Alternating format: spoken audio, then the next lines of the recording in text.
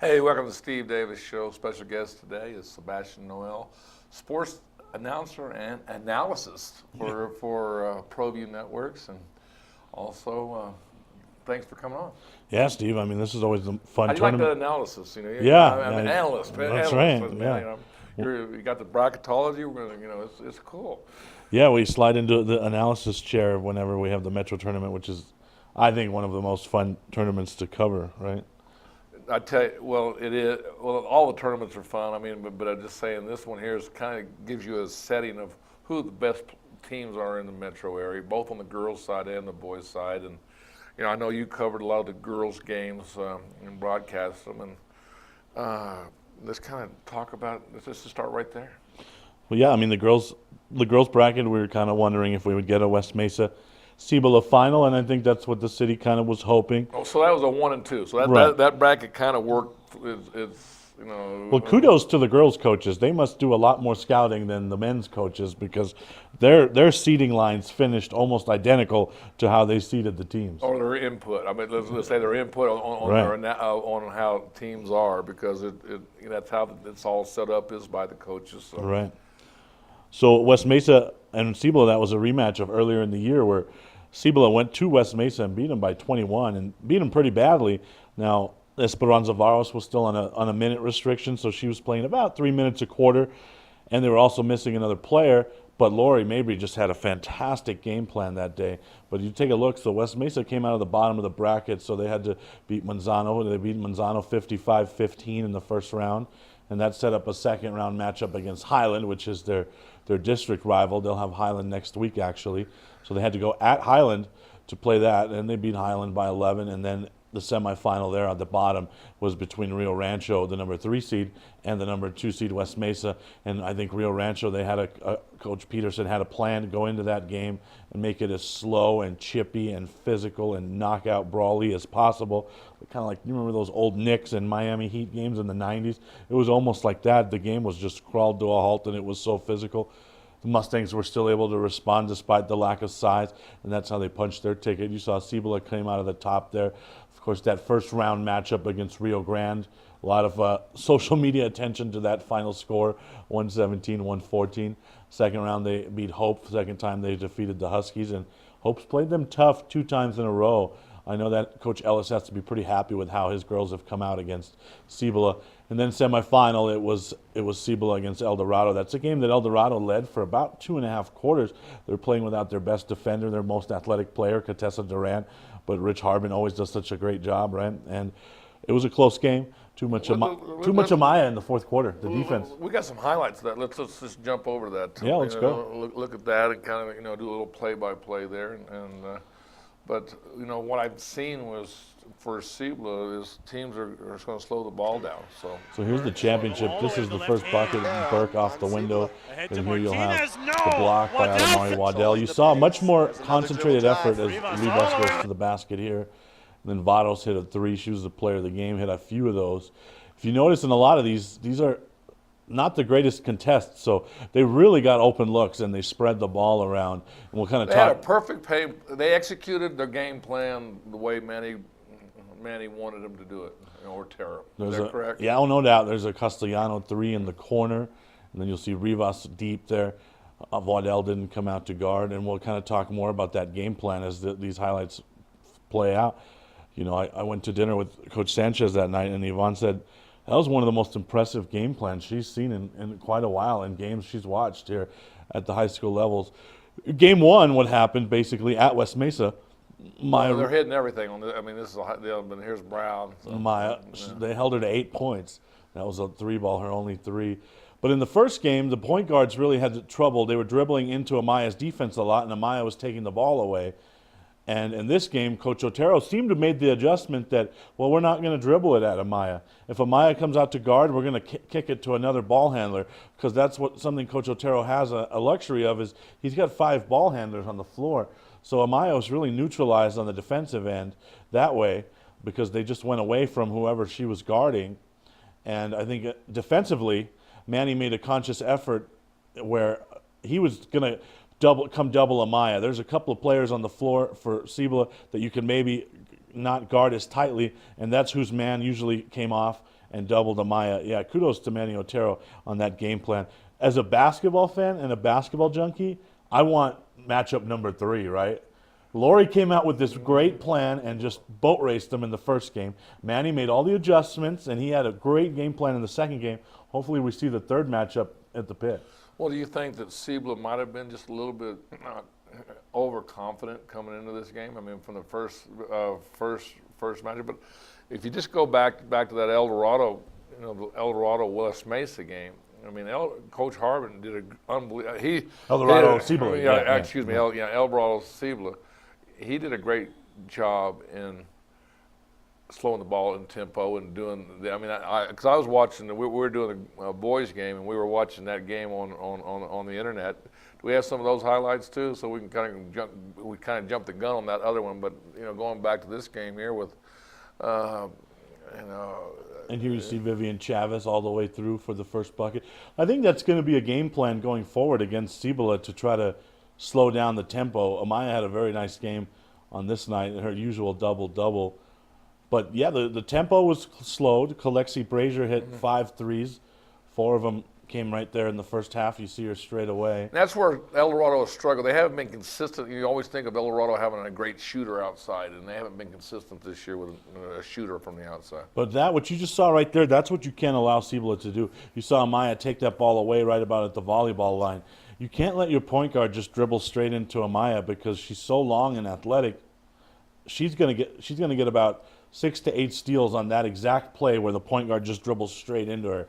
So you really can't. You got to stay away from that. But kudos to the Eagles. I mean, Contessa Duran's a huge piece that they're missing. She had a broken finger, Coach Harbin and her parents were telling us. So when she's back, look out for the Eagles. I tell you, you look at this. I mean, and then here's where Siebel's so tough. With her in transition, great one count, jump stop and getting the defenders off and then finishing. But look at this. She just got 3 people on her and still finishes. Just the spin and the fadeaway. That's what I mean. Amaya's defense pretty much triggers their offense. So you have to take care of the basketball. You have to slow the pace. And I did the championship with Danny Brown, and Danny even made the comment to me. He said, man, I don't think I've watched a game where a team just hasn't taken a bad shot. And he didn't remember West Mesa taking a bad shot at all, and that's kind of what did it. That's Alden Iowani's younger brother. He's much better looking than Alden, isn't he? Well, yeah, and he's getting some kudo time. Yeah, absolutely. But so Amaya, defensively this game, she was able to just do what she wanted, and that's what you have to stay away from. You have to have enough ball handlers on the floor where Amaya can't dominate on defense. As you see, it got tight here in the fourth. Yeah, very tight. That's when I saw. This right here is where we kind of picked it up, and we were watching it at the El Dorado gym. And so they had the and one. That was a huge take there for Adamari Waddell, and that's going to be a key for Lori Mabry's team going forward. Is Adamari Waddell, and I believe Isabel Montoya is going to have to look to score a little more, because if there's 2 girls on the floor that aren't looking to score, then you can double and triple team Amaya every game. Well, Coach Harbin, I really want to. I watched him 3 games at Los Lunas, okay, and he, played Los Lunas and struggled, got beat, But who hasn't struggled against Los Lunas this year? But then right? the next day they barely beat Valencia, which we did, and so I just it's amazing what 1 week. That's coaching to get their team back, and they had an opportunity to beat Siebel, and if you would have told me that they were going to be in the top 4. By the end of the week, after watching them, I would have said no way. And he's got confidence going into district play starts next week, guys. I mean it's here. And it's a district that certainly is not going to be quite as competitive as last year, because there's a lot of players graduated. With La Cueva's down to Kaya Ingram and some role players. They lost their big, and Sandia just been decimated with injuries, right? So you would think that El Dorado would be the favorite to win that district, but you just never know. Well, you got good coaches in that deal. Very. And then the question is, Sandia, how they've been hurt, and are they going to get some of their players back and ready to go? I'm asking that question to you because Bueno Marisol Silva just returned to the lineup, but Cumber, I would believe that's a season-ending injury. So Coach Kettig will get a few pieces back, but definitely not the roster he envisioned at the beginning of the season. Well, that really kind of gives us, anything that you saw in this tournament that, impressed you, that, I mean, besides West Mesa beating Sealand in the finals, I mean, there were some other teams that kind of maybe, be in the dark horse area that's coming on that we'll be seeing over the next 6 weeks? Well, to be honest with you, Steve, no, not really. The boys' side, we talked about it last night at the game we did. There's a lot of teams still searching for an identity. I think on the girls' side, you saw the bracket went almost according to the seed line. So it just went right. So I think teams are kind of ready for district play more so on the girls' side because we know exactly what you're going to get out of West Mesa. And they're coming into their own right now. You know exactly what you're going to get out of Cibola. You're going to get a very physical performance out of Rio Rancho every time out. And then there's El Dorado at the say Rio Rancho's in that Cibola district, and so that's what I'm saying. Is Peterson going to be able to, is he going to be able to put it together and make some damage or make some noise in that district? Yeah, I mean, when you have a big player like Kamira Decker, anything can happen because she's just a beast down low. Impressive. I saw them, in the semifinal games on Saturday. So with that said, I do believe that what's going to give them trouble and what often gives them trouble against West Mesa is that their ball handlers get exposed a little bit. And so if West Mesa is able to expose their ball handlers, I think Amaya will be able to do the same. So that's going to be a tough night for their ball handlers when those two teams get together twice in district. Well, I'll tell you what, we're going to go to Dream Style Top 10 Plays of the Week, and we'll come back, talk a little boys basketball, and then we're going to get into almost district play. I finished this week, we're going to get into district play.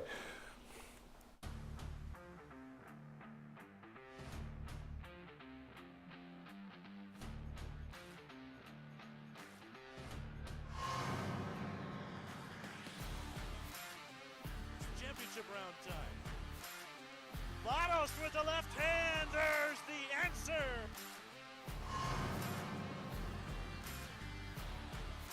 It's a turnover. Maya says, nope, I'll get that right back. Goes up with the left hand off the window.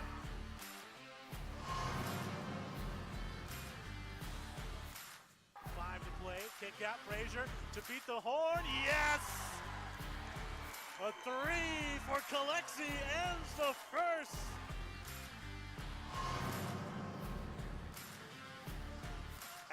Ahead of the pack, they couldn't find her though. She was ahead of everybody on the step through Hawkins. What a take to the rim.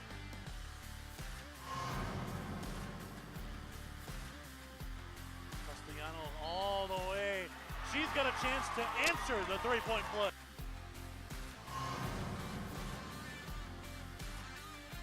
We're seeing Quintana bullies his way in.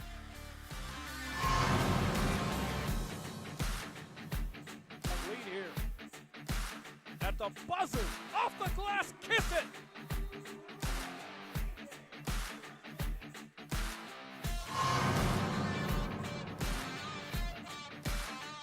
Kicks it out, stolen away. Here comes Castillo, 1-on-1, behind the back, lays it up for two.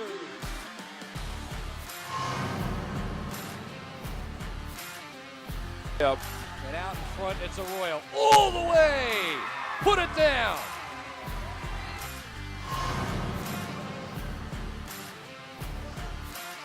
I think that really helped him.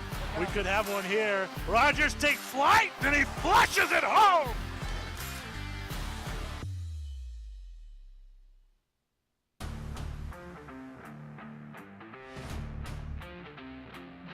Garden Sort's Team Sales is a proud supporter of Proview Sports Network. Get into the game. Garden Schwartz Team Sales features fine products and apparel from Wilson, Schutt Sports, Speedline, and Russell Athletics. We offer custom embroidery and screen printing services for all of your school or club needs, from team uniforms to school letter jackets. Specializing in all sports and serving all communities, from big schools to small schools, from up north to down south, or all points in between. Garden Schwartz Team Sales. For great prices, friendly staff, and quality products, call Garden Schwartz Team Sales today at 1-800-880-7767. That's 1-800-880-7767. Since 1939, Garden Schwartz Team Sales is a proud supporter of New Mexico youth athletics. The Barley Room, proud sponsor of Proview Networks for over 9 years, is pleased to introduce Black Iron Catering. From weddings and family reunions to birthdays and office parties, Black Iron Catering is perfect for any event. Contact Jamie at 505-459-8259 and book your event today. Black Iron Catering. Let us bring our kitchen to you. Well, I'm going to the frontier, walk up to the cashier, order up a root beer and a number one. Cover it with green stuff, one scoop is not enough. Find a booth is real tough, back by the Duke. Meet my family, meet my friends in the quirkiest restaurant I have ever been. All of Albuquerque's favorite spot, it's the Frontier Restaurant. The Frontier Restaurant is a proud supporter of Proview Sports Network. Carmody Medical provides solutions for your everyday needs. Hot and cold compression wraps provide therapeutic compression for the shoulder, hip, and knee. The therapy wraps are constructed of an insulated outer fabric and a ventilated cotton pocket to protect the body. Elastic belts allow mobility and deliver a gentle, adjustable compression. The reusable therapy packs can be removed from the pouch and placed into the freezer. Contact Jim for more information.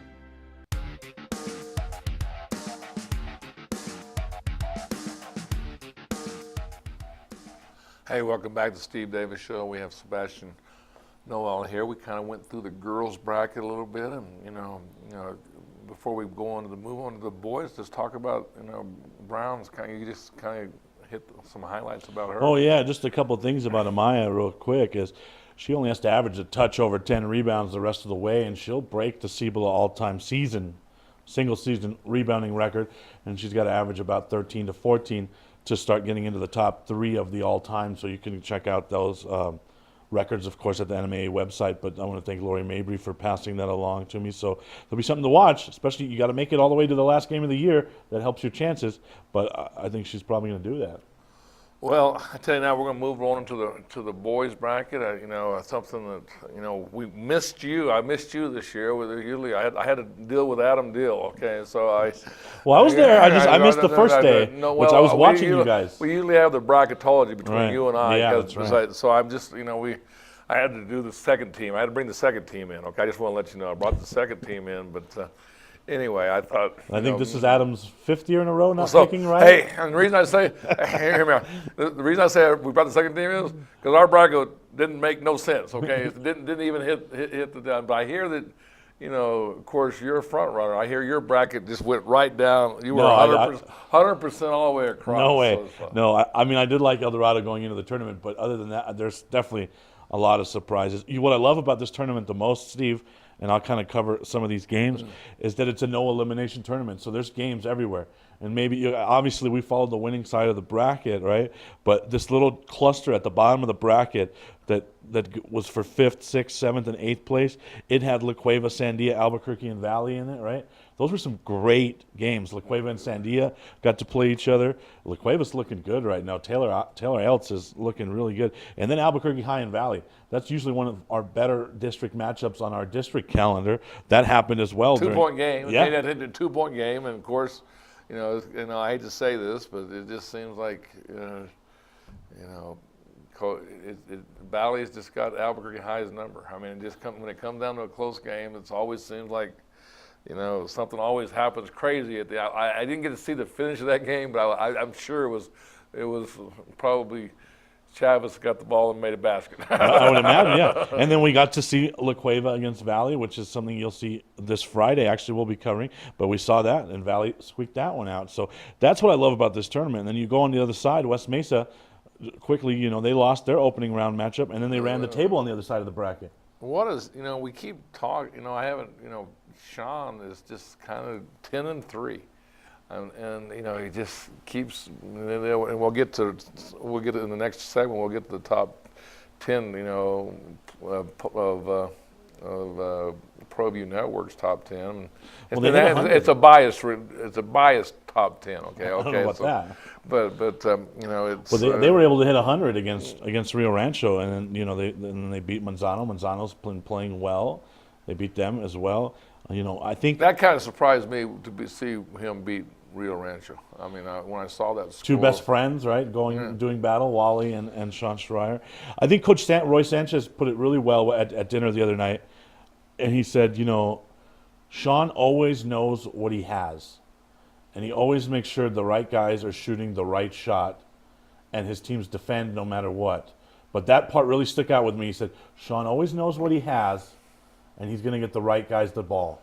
And, one of the guys that knows what he has is the guy you had dinner with, is Sanchez. Right. Coach Sanchez, he's built that, and we're going to get to that. But let's break. I'm going to leave El Dorado alone for a little bit. Sure. But let's, Trisco Heritage comes in number 1, okay, and deservingly so, I think. Absolutely. I mean, they've had some, great years so far. Josiah Ramos just starting the season just on fire. It seemed like he can't miss. So that. And we saw Arroyo get the dunk. So they got the size, and with all the teams in the Metro, what I really see is the 6th, 7th. We don't have that team that really has the 6th, 7th, guys that come. Yeah, that'll be interesting. Who's going to have? And you know what? That's the first thing that Ron Garcia told me last night before the game as well. Is he said he'd like to see some more production out of his bench. He'd like to see players step up into some defined roles off the bench, and I think he can join the club. I think every coach, I know El Dorado's been getting a lot of publicity right now about not playing a lot of guys because they don't have that many bodies. But I think everyone's in that stage right now. Trisco, Adrian's got a little bit of an advantage. He's got a very deep backcourt. He's got some nice guards. I think Volcano Vista is a team that is pretty deep, though. Well, we're going to talk. We're going to have some highlights on those two. But even Adam and I, when we were right, we were 100% right that, on paper all this looked good. And I said, you know what, we're not even gonna be close before the end of the week. And if we did this tournament again this week, we wouldn't be even close again, except probably. Everybody would probably have El Dorado number 1. Right. Yeah, I mean, if you look at the seed lines at the very beginning, the only one that jumped out at the page at me was Valley being a 10. I thought, oh, man, I bet you Manzano wishes they were playing someone else there. And they were playing at home. Right. And so that was the upset that both Adam and I, not on as far as seeding higher seed beating the lower seed, that one was one that came to fruition from the eye test. And Sandia is a team at the 5. We saw them at the Armijo. They looked fantastic in the final against Las Cruces. Obviously, the Bulldogs won that game, but I thought Sandia looked very impressive. That's a team that's kind of going in the wrong direction right now. They sputtered a little bit in this tournament. Well, hey, I don't ever give up on Coach Brazard and Coach Brown as his assistant. I mean, I just leave it with Coach Brazard, but Coach Brazard's done an unbelievable job at Sandia for his tenure, and every year he's made it to the playoffs. So I mean, he just always knocking on the door, but he better get it put together because El Dorado right now is probably the hottest team in the state. I'm going to say they're the hottest team in the state. Well, no doubt, and from a coach's standpoint, that's got to be a dream roster that Roy has at his disposal. You have a point guard, Jalen Domino Lovato, I think probably the best in the city. He just doesn't turn the ball over, and he gets his teammates involved, and he makes sure he gets everyone involved, not just the hot player. He makes sure he gets everyone involved. Then you have 2 slashers in Quintana and Valencia. Valencia is just playing out of his mind right now. An unbelievable game last night. 36 points last night. And he only had 22 in the second half. And he's just – we'll talk about how that back of that press right now at Cleveland's just getting shredded. Valencia got him for 36 points. Parmenter got him for 39 points. That press right now is leaking oil at Cleveland. I'm sure we'll get to that in a moment.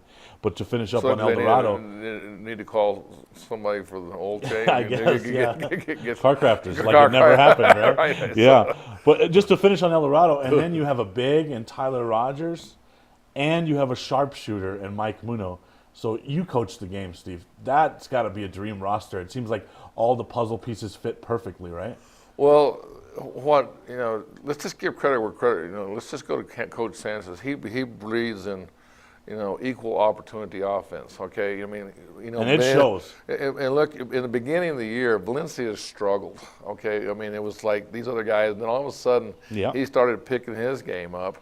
Well, all of a sudden, it just seems like they have so much confidence in each other that they find the weakest link in the opposing team. And that confidence, I think, it comes from Jalen Domino Lovato because he finds everybody. A lot of times point guards will find the hot hand, but he makes sure everyone's the hot hand. and he just makes them go. I saw him into the hallway after the game when they won the championship, and he had a huge smile on his face, and he said to me, he said, "I love playing on this team that's only 7 deep because I never have to come out." And you got to love it when your point guard just wants to go the whole game and never come out. Well, the thing about it is the players understand that, okay, and then the role players, I mean, just they understand it, and it's, you know, like I said, let's just go to let's go to the semifinals and pick up on the top bracket with Trisco Heritage and El Dorado. And that was a rematch earlier in the season, right? That's a game that El Dorado was leading, but then Atrisco pulled it out. And I tell you, the difference of this game is, if you notice right now, is that, in the beginning it was Aurora gets into foul trouble, okay? And it just changed the complexity of the whole game. But then El Dorado starts putting on a shooting display. and all week, Atrisco Heritage had been putting a shooting display on, and El Dorado. And I thought this game could be in the hundreds. Yeah, and you saw Mike Muno there. What you'll notice about El Dorado here when they're on offense is the versatility. Is every guy can do everything on the floor. Even Rogers can step out, the big fella. Big shot by Romas there, hits. But here's this is he just look at this. It's just the shooting display, catch and shoot. I talk always about Olney being the best. Well, you know what? I'm changing my mind here, man. This guy gets it done. Now, Mike Muno's been that sharpshooter for a long time on that team. He was that role last year as well. So, and when he leaks that corner, you can't leave him. And that's the thing about this team is everybody can do everything from the floor. How hard is that to guard? You're looking at Votto shows his athletic ability and the ability to run and stuff like that.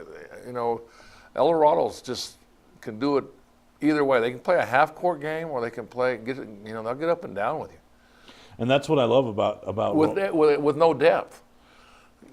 So they're well conditioned, and they don't get in foul trouble. And there's a Roy, trying to make a comeback. But look at the score; it's 51-30 in the third quarter, and by this time there was just no answer for Trisco Heritage. And what you see on the defensive side, a lot of these looks are pretty open, no contests. So that's something that Adrian's going to want to figure out before district play comes, but he does just a fantastic job, Coach Ortega, especially with his guards. His guards are always some of the toughest guards in the city, but sometimes you just got to throw your hands up and say, hey, when the team comes out and they're shooting over 50%, a drive by Valencia, and then here's a miss, and then just seeing watch this though, the other end of it, and Rogers takes over, and he promised me he'd get one in, so kudos to Rogers, because he listened to me before pregame for the game.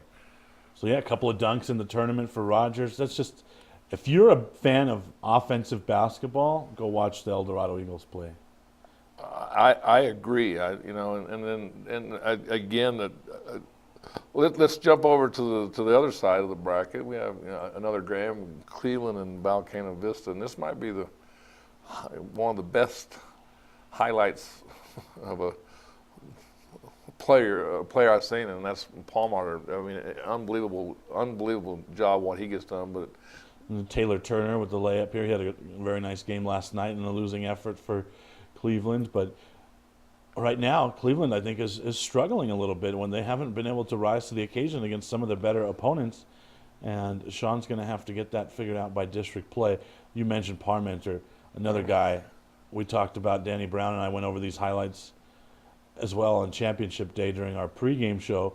And what his brother really loves about Josh now is that he can score from anywhere as well. As you can see a lot on these highlights, he'll have an outside shot, then he'll have a drive, and he's instant energy. He's an energy guy.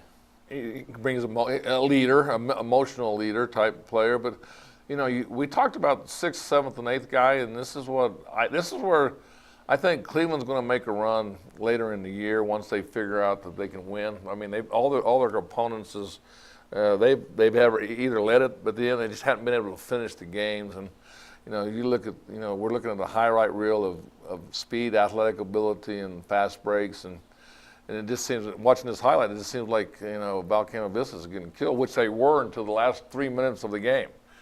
Well, yeah, you watch these highlights and you say, oh wow, offensively they don't have any problems. But what these highlights don't show you, and you kind of saw a little bit of it there, is right now they're playing. Cleveland's playing a full court press, and they're just getting shredded at the end of that press.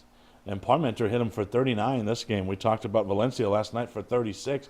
So they're going to have to make the adjustments. We just saw we got a freshman there for Cleveland, Watson the third. But look at this. They run, they got a 4-point lead in the fourth quarter, and it just looked like it's all Cleveland. And then, we'll get to that fourth quarter, and this, it just seemed like Gray wakes up a little bit. How about that piece, though, Jelante Gray? You talk about a matchup nightmare. He's too big for a guard to guard him, but he's too quick for a big post player to guard him. I think when Danny Brown brought up... It's a 10-point lead by Cleveland right now here in the third quarter, and you're thinking then, that kind of sparked them to go into the fourth quarter, and here comes Valcana. And this is, this is what a championship team does. They close out games, and this is the defending champion right here. And so when things got tight late, but that jam was nice. It's an 7-point game with 158, and then all of a sudden, this guy Parmenter underneath, 39 points. So here it's cut to 1, and then a turnover. That's huge. And you see Greg Brown, who, by the way, just phenomenal. Oh, you talk about a game planner.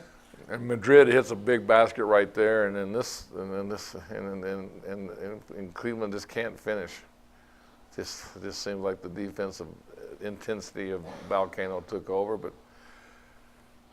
And what's always been kind of the knock on Cleveland, late in games, if you can get it tight and they have to play half court, you can get them. Who's their leader, right? And that's carried over into this year. Right.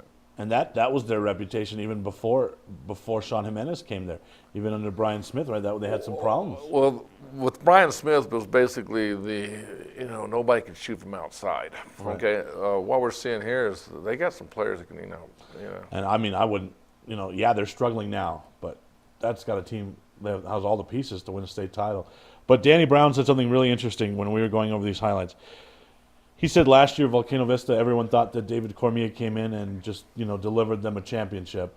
And he said what Cormier really did was give the rest of the team enough confidence to know that they're a championship team.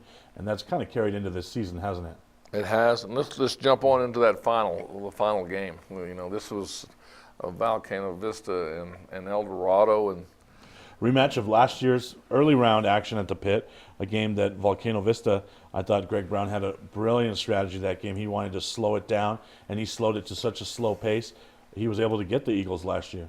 But here's the strength of the Eagles. A half-court set, and then here's Valencia just taking over, and El Dorado gets off to a quick start, and what I thought the little difference, here's Rogers. I mean, like I said, here's Rogers that scored 4 points the night before, and he's starting to fill it. But and here's that outside range that you saw to Palmer that he didn't do the night before. But here comes the guy. What do you say? Yeah, and then you see Jalen Domina Lovato. He's not just a point guard. He can shoot the rock as well. Quintana. There's just nobody you can. And I think Quintana's the guy that is making this team go. He's not getting the credit, because he's getting 12, 13 points all the time and at crucial times. Well, it's just nice to have a roster where you can't leave anybody to go double team another person because everyone can do the same. But Parmenter, again, talk about a coming out party for him. This tournament, if you weren't convinced earlier in the season, and I know we've kind of all been, you had him on opening night where he had a huge game. But if you hadn't heard of Josh Parmenter before this tournament, you know what? We've had three. I really think about it. I've done 3 games, and he's had three career nights. So, but yeah, we had them against Albuquerque High. Had a good game that night as well. But you watch these highlights, and you just see this. The fight of it's tied up here in the third quarter, and then here comes the run of El Dorado. We talk so much about runs, and El Dorado is a team that makes the run at the right time.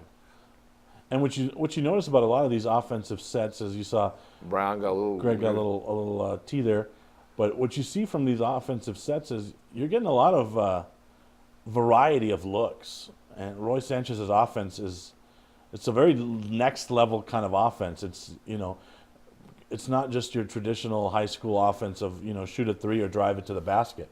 Mid-range games, really nice sets. it's just really fun to watch. Well, and here's you think the game was tied 37-37, and all of a sudden, after he got his tee, it just a tee can work two ways. Okay, a tee can get your team fired up, or a tee can get you the other team gets fired up on their home court, and it's what we saw there. They ended up winning by 14, and I'm telling you, this El Dorado is hot, and then Tuesday night, they go on the road, play deal. It's a tied 1 point. Actually, Cleveland's up 1 point. Yeah, Cleveland's up 1, and they outscored the Storm 9-1 in the final 55 seconds. So right now, there's not a team that's playing with more chemistry on the floor than El Dorado. You can just see it when they play, Steve. And El Dorado is the hottest team, no doubt, but let's go back to that third place game when Trisco Heritage goes out and they came back. That's character that I wanted to see. Because it's easy to be number one and then Right. you get beat. Then all of a sudden you don't want to come out the next day and that impressed me to see them to win the next day. Yeah, because what this tournament does, and what the format of no elimination does in this tournament, is it can get you They some. beat Volcano Vista. I'm just saying, Greg Brown. So you think about this tournament. Teams come in there high. El Dorado comes out 4-0. Trisco Heritage comes out 3-1, and then here's Volcano Vista that comes out 2-2. And then on the other side, you got West Mesa that comes out 3-1. So this tournament really is good for momentum. Or bad for momentum going into the district play. And what it does, Steve, the no elimination format, that third place game between Atrisco and Cleveland, I would argue that those are the two teams that are favored to win their district. So normally a third place team, you'd say, oh, what's the third place game? It's at noon. There's an empty gym. What do we have to play for? Seeding and selection time, that game was for pretty much a win against the district champion if those schools finish like we think they might. So that was a huge game. Now, Trisco Heritage, you got a team like Albuquerque High and Valley, and then you get West Mesa sitting there. So that's going to be intriguing. But what it does show is that, hey, they got beat, they rebounded, and they came out and they shot the lights out in that third place game. Absolutely. There's a lot of good basketball. And Aurora took over in that third place game against Volcano Vista. And that's really, they're going to need that out of Jordan, because when you look at Atrisco, you get the same thing every night out of Josiah Ramos. He can shoot the ball. DeMarcus Sutphin's usually good for double-digit points. He's a really good defender. Ortega, you know what you're going to get out of him. You need your big fella, just like we talked about with Marlon last night with his 31 points. You need your big guy to stay on the floor. That means you got to pick your spots when you're going to go for that big block, because Jordan can get 4 or 5 blocks a game. But you got to pick your spots. You got to stay on the floor. You can't be in foul trouble. Jordan Arroyo is a key on that team, just like Marlon Cunningham is a key for the Bulldogs. We saw it last night. He didn't get in foul trouble. He's able to stay on the floor. He had a double-double at halftime. He finished with 31 points. Well, like I said, we saw some great individual plays during the week. We also saw some, weaknesses of teams, and I saw Trisco's, Aurora's on the bench. That they change their complexity of. They have a hard time scoring. When he's in there, they can score against anybody. Okay, so, and then El Dorado all week. I mean, and I'm sure I didn't look at the stats on how many total fouls, but I mean, they never got in foul trouble. And I even spoke to Roy. I didn't mean to offend him, but I'm just not a deal. But if they're tough on defense, okay, that's usually. Usually when you avoid taking charges, you avoid physicality or whatever. These guys are not afraid to be physical with you, but they know how to stay out of foul trouble. Yeah, first-round matchup against Sandia that Brian O'Neill and I called that game at West Mesa, and Jalen Domina Lovato commits a second foul in the first quarter, and Roy Sanchez was furious. He brought him over and said, we don't need that. He committed a foul with about, I think it was 15 seconds left in the quarter. Sandia was able to go on a little run when they started the second quarter. Domino Lovato had to sit. So, the team's learning, and obviously Roy had a talk with Jalen there. And, yeah, they moved their feet on defense. So they know they have to be out there. You know what? We talk about timely shots, and we talk about timely, momentum changers. what Roy's taught his players is timely fouls. You know, you make a statement. You make a statement when you're going to get a foul. You're going to make a statement. You know that like going into the paint or going into things that you just don't do those things. Okay? Well, and you know who should get the most credit? Who was matured the most on that team is Tyler Rogers, because he used to go for the big SWAT blocks, right? And he can't afford to do that. And whereas he got in foul trouble a lot last year, he seems to have really bought into what Roy is teaching. He seems to have identified that, hey, they need him on the floor, and he's made that adjustment to his game. Doesn't go for the big SWAT block a lot anymore. And let's kind of break this. Impressive wins for Highland. I mean, you look at Justin Woody, first win of the season. Congratulations, Coach. Because I saw him. The first game. They lose to Trisco Heritage that first deal, and I thought. The next day they go out and they compete, and then all of a sudden he makes his win, and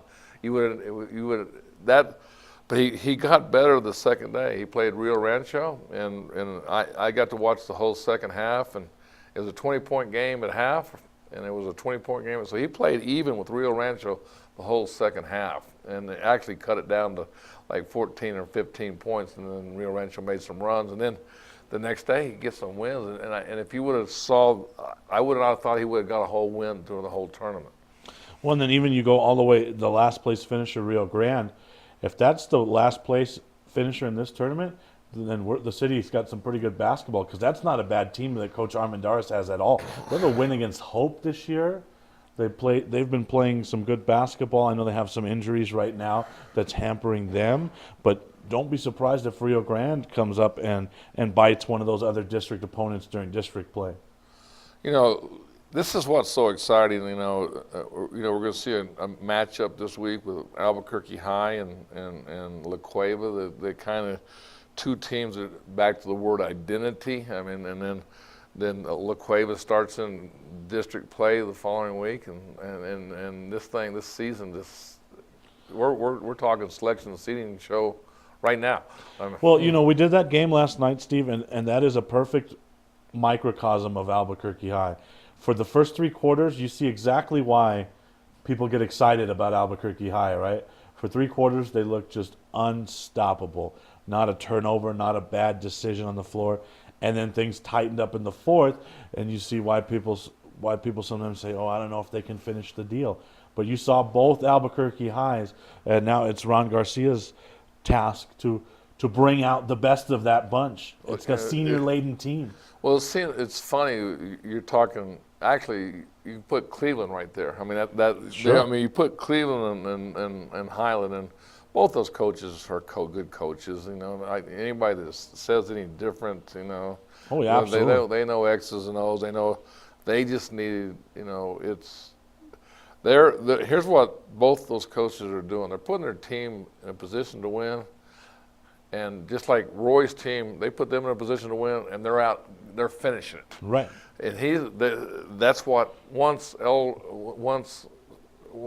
Cleveland and once Albuquerque High figures that out, that's going to be scary. We saw signs of last night that Cunningham. Unguardable. Unguardable. And I've been on his case. I've been. Last night, I tell you what, nobody's going to beat that team if he decides that he's unstoppable, which he is on the block. Yeah, no, like I said, for 3 quarters there, that was an unguardable team, and it's just with Randy Castillo in that backcourt, and then Ron Garcia's got some pieces off his bench. He can bring in a 6'8" Abel Bernal off the bench. Who else has a 6'8" guy? But the key to that team, in my opinion. And I kind of talked to Dan Serrano about it a little bit. You know exactly what you're going to get out of Randy Castillo, right? You know what you usually get out of Marlon. But Silas Cole, and Coach Garcia mentioned it in his post-game interview. He thought Silas is the most underrated piece on that team. We saw him last night, the way he can pass the ball. He can shoot it from anywhere. Silas Cole is a kid to watch on that team. And they got another player on that team. Is that Green, and we didn't see a lot Dejan of Green. He can shoot the rock, stretch the defense. And he limited his bench a little bit, but there's Sharts that comes in and comes off that bench, and he even said that he probably made a little bit of a mistake last night about not playing enough players. They got a little tired in a team against Hope, and I tell you what, you watch that that team, they got down, and Hope is where I'm going with that is, guess what? We're gonna be going right into the Hope tournament. Yeah, that'll be fun. And I was talking, and I was kidding Coach Murphy. I go, I just don't know who the athletic director is over at Hope, but I think I'd fire him because, you really think about it. They started out in the Rio Rancho tournament. Okay, they played 3 games in the Rio Rancho tournament. They come right back right afterwards, play 4 games in 5 days in the Metro tournament. They have a game on Tuesday night, and they're going to play 3 games. So basically, let's just do the math. We've got to do 4, 4, and 11. So they played 11 games in the last 2 weeks. That was impressive. So in other words, you get a 3-day, three-day workload, and this team here is one of those teams that is going to make, the record. Are they 7-7 now? Is that? Yeah. Well, if you look at their season, their losses. We had them at the Armijo, right? They missed a 3 at the buzzer against Sandia. They could have tied it there, and they missed a 3 to tie last night. I mean, if you're sitting back in 4A and you're watching and looking at, you're a record watcher, and you think, all right, this is the year we can get them. Well, good luck. Good luck with that approach. I think Jim will have it figured out like he always does. That's a good team. Chris Ward is a beast to guard. Colin Evans gives them a little bit of size, and Isaiah Dockery's a real nice point guard. Well, and then you got Ulibarri that gives energy. He comes in and he Shoots the rock. shoots that 3 and brings them energy. So I'm just looking at this whole city of all the dynamics that are. You just need to get out and support on the girls and boys side. I mean, we got some, you just brought up, we have some great matches on the girls side. Here we got Highland and Highland West Mason. And Highland's got those 2 girls that are highly recruited, Crawfords. And those games are physical games. Those teams aren't particularly fond of each other, and it's district. It's next Tuesday, and that's at Highland. And, I think we'll have a great matchup coming up on Friday with La Cueva and Valley on the boys' side. Well, I'm telling you, this, I think we're gonna go to a break right now, and we'll come back and we're gonna just talk more hoop. We're gonna get the whole state involved, and because Clovis is coming into town next week. I know you're always happy about that. Sounds good. Let's come back and talk more basketball. Hey, New Mexico, come check out the newly remodeled guest rooms at the new Wyndham Albuquerque Hotel and Conference Center, featuring 309 rooms, 30,000 square feet of meeting space. New Mexico's only indoor water park featuring the Wave Runner.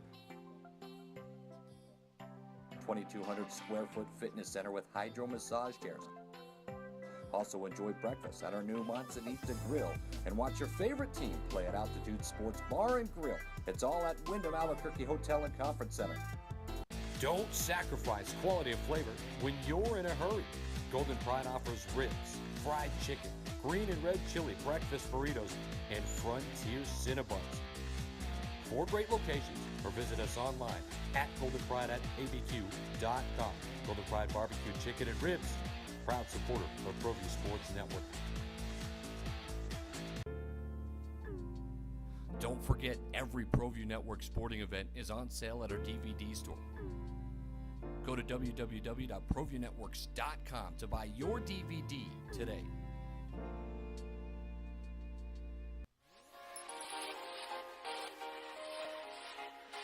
Folks, there's no other way but to be all in. Either he's Lord of all or he is not Lord at all. And you can experience the real and authentic, true life change that only God can provide to humanity. See, when we truly encounter Jesus and purpose to know him and follow his teachings, #life change will occur.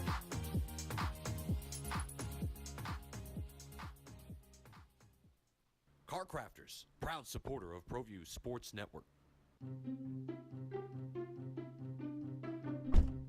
Are you sure we're supposed to be doing this? Don't worry, I've watched him do it 1,000 times. Come on, what's the worst that can happen? No! Bad dog! Hi, welcome to Car Crafters. What happened? Don't worry, we'll make it like it never happened. Car Crafters, it's like it never happened. Ladera Golf Course. Opened in 1980, Ladera features a full 18 including spacious greens, a large driving range, roomy practice putting greens, and 4 large lakes. Surrounding Ladera, beautiful views of the Sandia Mountains to the east and volcanoes to the west. Ladera is a challenging city-owned course with the longest playing yardage of any other city courses. For weekend tee times and more information, call 505-836-4449. Sadie's is a proud supporter of New Mexico high school sports and athletics, and we here at Proview Networks would like to thank Sadie's for their continued support in helping us bring you all of your New Mexico high school sports coverage.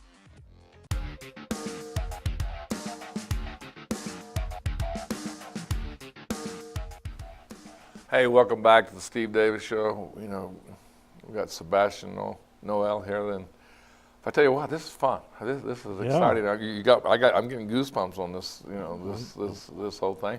We're going to go to the girls' top 10 and let's kind of recap, get this whole state involved here. Yeah, you see Las Cruces there at 1, well deserved. How about the basketball being played in Las Cruces right now? Not just the Aggies, the Bulldogs, boys and girls teams undefeated. West Mesa slides up to the number 2 position there after their Metro win. Cibola's at 3, Hobbs at 4. Hobbs and Las Cruces played last night, 48-44 win for Las Cruces on Hobbs' home floor at Ralph Tasker Arena. That's huge. Carlsbad's a good team at number 5. How about Piedra Vista, 15-1 at 6. Rio Rancho, El Dorado, the other semifinalists in the Metro tournament, 7-8. Don't ever count out George Maya at Mayfield. That guy can coach. And then Highland. Hey, that's a given. I mean, I almost expect it. See, you know, I'm giving him. Always look to see number 9. He should always be like number 4 or less. And then Highland sneaks into the top 10 there. That's a very strong. And we got next week. We got a West Main. So we got a 2-10 next week matchup. Right, that'll be a district matchup, and then we saw again Las Cruces and Hobbs last night, and undefeated Cruces on the boys and girls side. How about Terry Darnell, undefeated still at Bernalillo, doing a fantastic job there. Espanola, been Coach Brads. been getting a lot of love. Espanola, so there's some really exciting undefeated teams. Well, I'll tell you what. Let's move to the boys' top 10 team. Yeah. This has been a pretty fluid list. It's kind of moved. What hasn't changed is the top, and that's Las Cruces. They've been number 1 for most of the season, rightfully so. William Benjamin's team. Teams are catching it. William, you know, you watch this. I'm just telling you as a friend. These teams they're coming at you. Well, and R.J. Brown is going to be out until their district matchup with Oñate, which I believe is in February. So that's, that'll be something to keep an eye on. El Dorado rightfully slides into that 2 position. They're the city champions now. Trisco's at 3, Volcano at 4, Cleveland slides to 5. Hobbs is in there at 6. Oñate, they kind of had a weird loss against Gadsden, but they rebounded last night. That's a really good basketball team. Tony Avalos, the guard play there is really impressive. West Mesa, they've won 4 in a row now, so they're up to the 8th spot. Albuquerque High, the whole district's in there. Well, what I'm saying about those 3 right there is, West Mesa is not usually in front of Valley and Albuquerque High, and then look at that. You got 4 teams out of that district in the top 10. Yeah, I mean that very impressive district.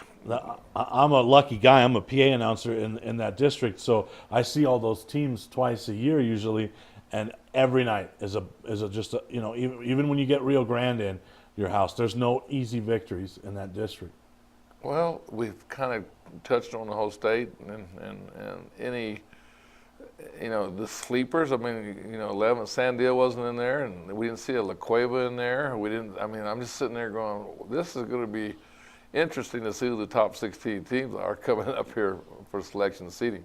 Yeah, absolutely. I mean, there's going to be some good teams that get left out. And you took a look at that top 10 list, and when that cuts down to 12 next year, wow. There's going to be some really good teams not playing basketball during the postseason.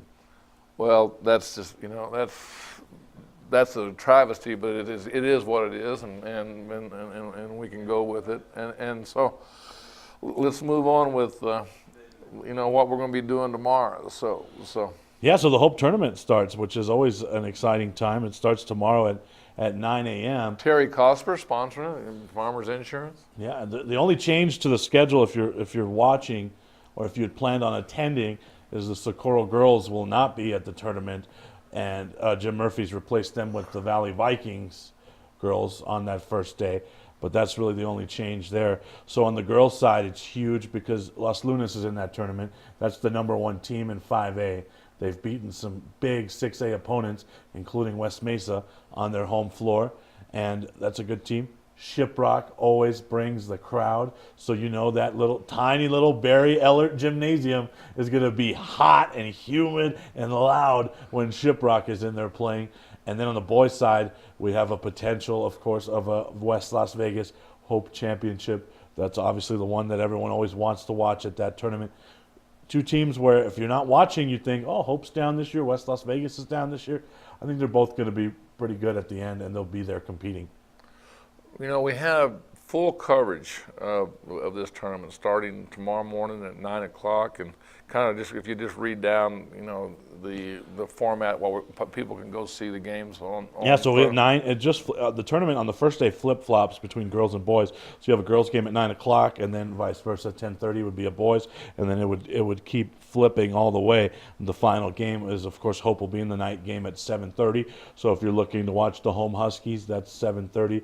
The thing about this tournament is, though, if you want to get to the 7:30 game and you want a seat, get there at 6.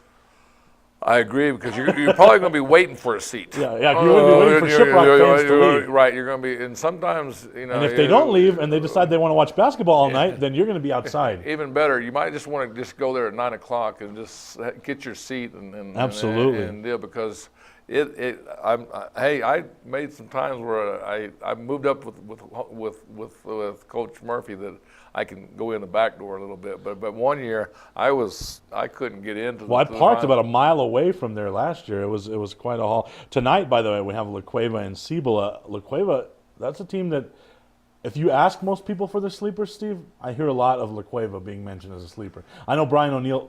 He's been picking them as a sleeper team. And so I've been watching. I've been saying this. I've been saying that. And we're doing more coverage with them, and there's a reason for that, because they probably going to be right there competing with. It's going to be that old El Dorado La Cueva rivalry that we're going to bring the fans into the stands. Cibola is a team that's really struggling. Cameron Dixon's out with an injury, so you'd imagine La Cueva has a chance to get a W before a district play starts. You never caught out Coach Ray Rodriguez. So Friday, our coverage would continue at 3 o'clock of the Hope Huskies tournament, of course. Semifinals. Hope will be in the night game, as most of these tournaments, the home team gets to play the night game there. But again, if Shiprock's girls make the semifinals, that means there's going to be a full gymnasium before the boys' game. So you really, if you're going out to the games, you kind of have to plan your trip around Shiprock, because whenever they're there, that's when the gym is full. So if you're waiting for the game afterwards, chances are you're going to have to wait in line until the gym clears out. So I'm just letting people know so they can kind of adjust their arrival times at Hope there. And then we have Metro Swimming and Diving from West Mesa Pool on Saturday. And then, of course, we'll have the championships Saturday and Sunday at 6 and 7:30. We also have that big matchup between Valley and La Cueva on Friday, and that's going to be a good one, Steve. And I'm going to throw one thing. We're going to cover full coverage on 26 of all these games. There could be a change on Friday night if we get an agreement with a statewide channel. I won't go into details yet, but if we do that, then we're going to be doing Albuquerque High and La Cueva statewide. So if we can get that through, I just want to let people know that we could have a little change and don't want to come back. But all these games will be re-aired on Proview networks. And what a great day. Sebastian, thanks for coming in. And I like changing your name to Sports Analysis of both women and men's highlights. So, hey, thanks for coming on Steve Davis Show. Hey, thanks for having me, Steve. It's always a lot of fun. And keep doing what you do. Thank you.